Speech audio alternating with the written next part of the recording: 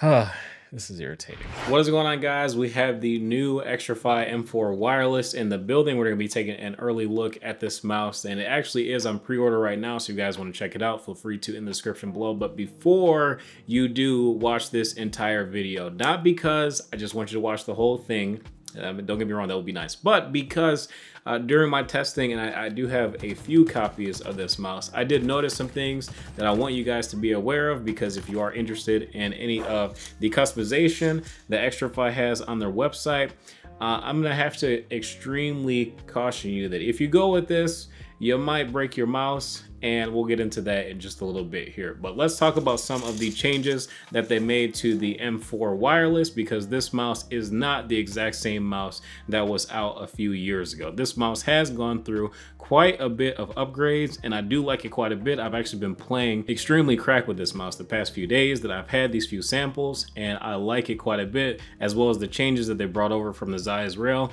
namely having this little switcher right here so you can turn the mouse off, have this middle button set to your CPI or DPI, have it set to change your RGB effect, and also have it set to be the page down bind, so that you can also bind a keyboard bind to this middle mouse button here, which is quite nice, and I wish that more mice would do that. But the MZ1 Xtrfy rail also has this little toggle as well on the bottom, so that's pretty nice.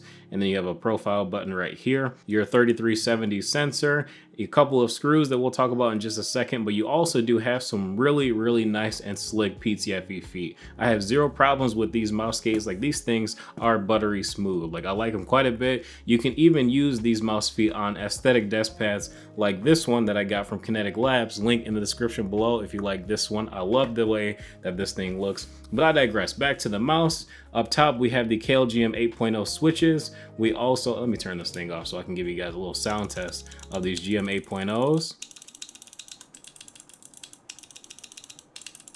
And then the side buttons. Not bad. Middle button. This middle mouse button is pretty decent. Like, I wouldn't necessarily call this spammable like the GM 8.0s are on the main switches, but if you need to use it like once or twice in a pinch, you should be fine with that. But it's decent. It's not in the most desirable place for quick access. Like, I would probably bind something here that you don't need in a bind, but if it was moved up a little bit, that would have been nice. But I understand they want to keep this mouse very close to the original shape of the M4 to a degree, and we'll talk about that in just a little bit. But the scroll wheel I do like as well. It's extremely smooth. All of the steps on the scroll wheel are all very defined too, so that's quite nice. Underneath the bottom cover, you do have a weight, not really a weight, but more so a counterbalance inside the mouse that you can use to change the weight distribution of the mouse, so that's pretty nice. I don't really think that that's very useful, just because I don't really find that I need to balance this mouse from the factory. It's already done pretty good, so I would have loved to see them use that for weight savings, but that is pretty innovative as well, so I am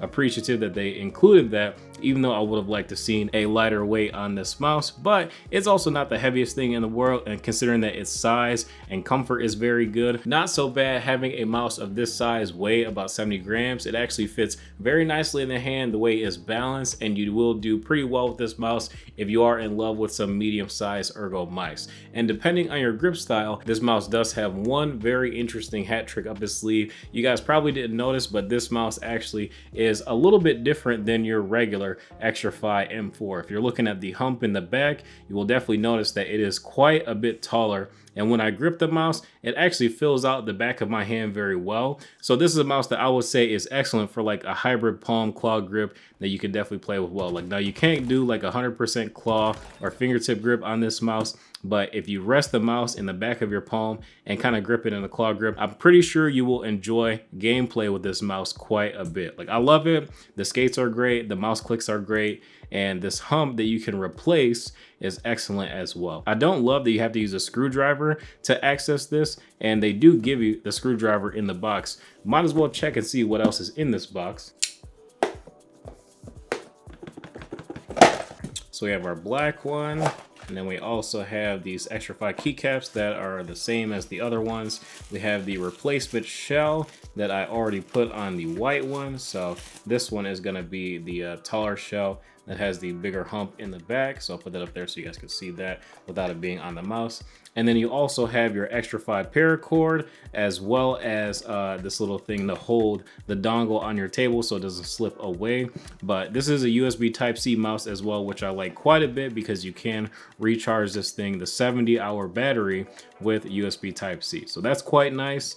And the cable feels pretty decent. It's the new Xtrfy Easy paracord, very similar to what you have on the MZ1. As far as the receiver strength and whatnot, I've had zero connection issues using this mouse. Like, my gameplay has been absolutely flawless. No connection issues to speak of, especially with this being Xtrfy's first wireless mouse. They've done a pretty good job, in my opinion. Now, they do give you the screwdriver that you'll need to start to customize this mouse and swap out those back shells. But let's go ahead and talk about that issue right now that I was talking about before, because you use the screwdriver to swap out the back shell as well as adjust this weight here in the center of the mouse. Now, I did mention that Xtrfy sent me a few of them. So they sent me these two as replacements. This was the first one that they sent me. And when I unboxed this thing on stream, I noticed a few things when I tried to swap the shells. So when you take off the front of the mouse, taking it off is pretty easy, but putting it back on is not necessarily the easiest thing in the world. And I have tried it with these other shells that I have. I have a blue one and a purple one that they sent me as aesthetic pieces. So when I swapped to these shells, my mouse clicks basically just didn't work anymore. So I'm pretty sure I broke this mouse on stream when I was trying to put this thing back in, because it's not necessarily like the easiest thing to do.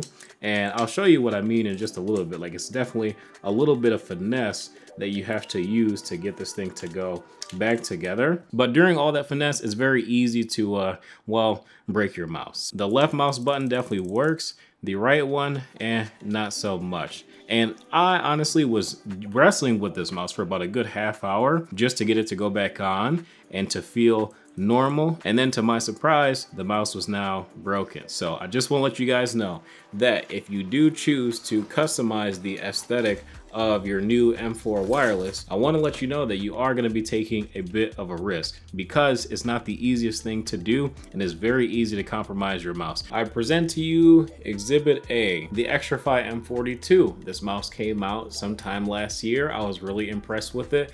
Best part about this mouse was just how easy it was to take off the back of the mouse, and it stayed on with just one little magnet and a couple of clips at the top of the mouse. If you guys want to see it, it's a very easy thing to put the back on. It's just super easy, a little magnet, and it's done in literally a second. Like, this is super easy. Off just like that. It even slipped out of my hand. That's insane. I don't know how we got away from this to go to screws here. I don't know how that happened, but I'm not pleased with the screw mechanism. But I can forgive that if the front was magnetic and very easy to do as well, like Exhibit B. This one is one of the Ponish mice. All of these mice I've noticed were very easy to not only pop the back off just like the M42, but also to pop the front off extremely easily. But not only popping it off, because popping it off is always the easy part. But let's see how fast we can get this thing on. So we got it on, put the back shell back on, and mouse clicks work.